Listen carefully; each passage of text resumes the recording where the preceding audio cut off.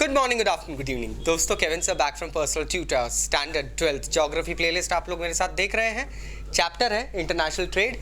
Topic category of ports में अगला topic है, that is category of ports according to the basis of their location.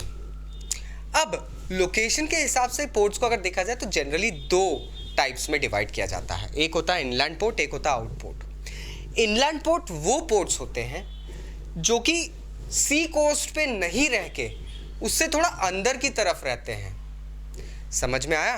देखिए, होता यह है कि कुछ पोर्ट्स अपने शहरों की इंपॉर्टेंस के कारण उन शहरों की प्रॉक्सिमिटी में बनते हैं, लेकिन वो शहर कोस्टल रीजन में नहीं होते, तो वहां तक उनको एक्चुअली जो ओशन वे है उससे कनेक्ट करने के लिए या तो एक रिवर होती है या कनाल होते हैं। बट प्रॉब्लम तो आती है क्योंकि ये इनलैंड पोर्ट्स हैं, तो यहाँ पर लार्ज कंटेनर्स नहीं जा पाते दोस्तों।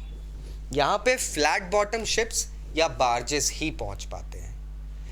अब ये जो बात होती है ये थोड़ी सी अलग हो जाती है। तो अब वो सामान मेन पोर्ट पे कहीं पे और लोड या अनलोड होगा और उसको फिर फ्लैट बॉटम शिप्स या बार्जेस इन पोर्ट्स तक लेकर आते हैं। एग्जाम्पल, लेकिन आप ये मत समझना कि इसकी फिर वैल्यू कम हो जाती है, क्योंकि अब मैं आपको जो एग्जाम्पल्स बताने वाला हूं उनसे आपको समझ में आएगा कि ये इनलैंड पोर्ट्स कितने इंपॉर्टेंट होते हैं। सबसे पहले हम बात करते हैं मेम्फिस की।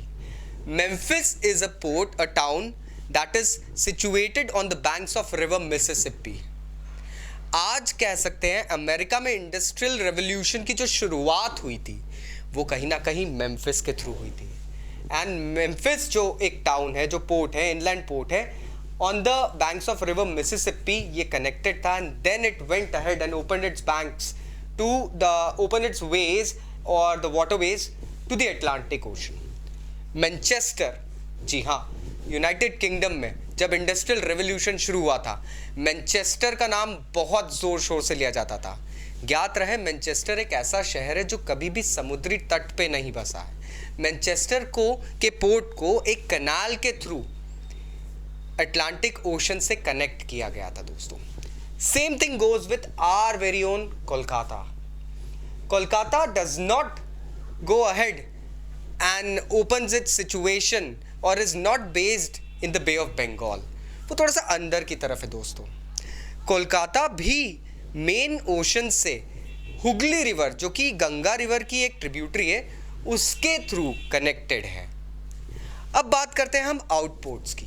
आउटपोर्ट्स वो पोर्ट्स होते हैं जो कि डीप वाटर्स में होते हैं। कुछ ऐसे पोर्ट्स होते हैं जहाँ लैंड तो ओशन ही रहता है, वो कोस्टल रीजन में ही रहते हैं, लेकिन वहाँ लैंड थोड़ी सी शैलो रहती है और एनवायरमेंटल हजार्ड्स के कारण या कुछ अथॉरिटेटिव रीजंस के कारण कभी कभी हम देख सकते हैं सामरिक महत्व, जिसे हम कहते हैं डिफेंसिव मेजर्स के कारण ज़्यादा बड़ी बोट्स को इनलैंड पे आने नहीं देते या कोस्टल पोर्ट्स पे आने नहीं दिया जाता है। तो वहाँ होता ये है कि आपके मेन पेरेंट पोर्ट पे जो सामान आने वाला है, पहले उसको एक आउट पोर्ट पे अनलोड करवाते हैं जो कि डीप वाटर्स में रहता है। फिर वहाँ से सामान बार्जेस और टग बोट्स या स्मॉल फ्लैट बॉटम शिप्स के थ्रू आपके मेन कोस्ट पे आता है। ये एक्चुअल पोर्ट से दूर रहते हैं और ये सिर्फ पेरेंट पोर्ट को सर्व करने की एक भूमिका निभाते हैं। क्लासिक एग्जाम्पल आपको इसको मैं दूंगा तो आप एथेंस, जो कि ग्रीस की राजधानी है, उसके पोर्ट का कनेक्शन सीधे सीधे पायरेयस नाम के एक आउटपोर्ट से देख सकते हैं। ये आज से नहीं, ये अलेक्जेंडर के टाइम से चलते आ रहा है दोस्तों।